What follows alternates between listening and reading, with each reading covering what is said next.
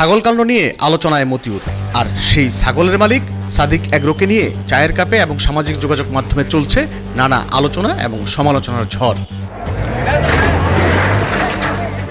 এদিকে বৃহস্পতিবার রাজধানীর মোহাম্মদপুরের রামচন্দ্রপুর খাল দখল করে অবৈধভাবে নির্মিত সাদিক এগ্রোর স্থাপনা উচ্ছেদ করেছে ঢাকা উত্তর সিটি কর্পোরেশন। অন্যদিকে সাদিক এগ্রোর ফেসবুক পেজে জনসাধারণের রোষের কবলে পড়েছে প্রতিষ্ঠানটি। সামাজিক যোগাযোগ মাধ্যমে সাদিক এগ্রো সম্পর্কে সাধারণ মানুষের কিছু মন্তব্য আমরা তুলে ধরলাম। মোহাম্মদ মুজিবুর রহমান লিখেন, অপেক্ষা করো, তোমাদের পতন নিশ্চিত। জাফর আবু মোহাম্মদ লেখেন, শর্মার দাম কি করে 1 লক্ষ টাকা। সাবের মুস্তফা লেখেন, ব্রাহ্মাকে ফিজিয়ান বলে ট্যাক্স ফাঁকি দিতে গিয়ে এই সাদিক এগ্রোই 4-5 বছর আগে ধরা খেয়েছিল, তাই না? সানজিদ আলম লিখেন, আপনাদের মতো এত জঘন্য খাবার, এত প্রাইস আর কেউ সেল করে না বাংলাদেশে।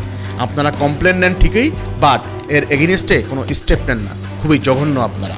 ক্যাফায়েত খান লিখেন, এই খাবারের বংশ কি, আর খাবার পর কি বাবা ছেলে আর বউকে অস্বীকার করবে? এভাবেই নানা রকম প্রতিক্রিয়া ব্যক্ত করেন সাধারণ মানুষ। সাদিক এগ্রোর মালিক এবং বাংলাদেশ ডেইরি ফার্মার্স অ্যাসোসিয়েশনের সভাপতি ইমরান হোসেন, যিনি বাংলাদেশের সীমান্ত এলাকা থেকে রাজধানী পর্যন্ত বিস্তর করেছেন গরু চোরাচালানের সিন্ডিকেট, প্রয়োজনে ব্যবহার করেন তার সঙ্গে ঘনিষ্ঠ প্রভাবশালী রাজনীতিবিদ, আমলা এবং ব্যবসায়ীদের। উল্লেখ্য, 2008 সালে রাজধানীর বছিলায় মাত্র কয়েকটি গরু নিয়ে যাত্রা শুরু হয় সাদিক এগ্রোর।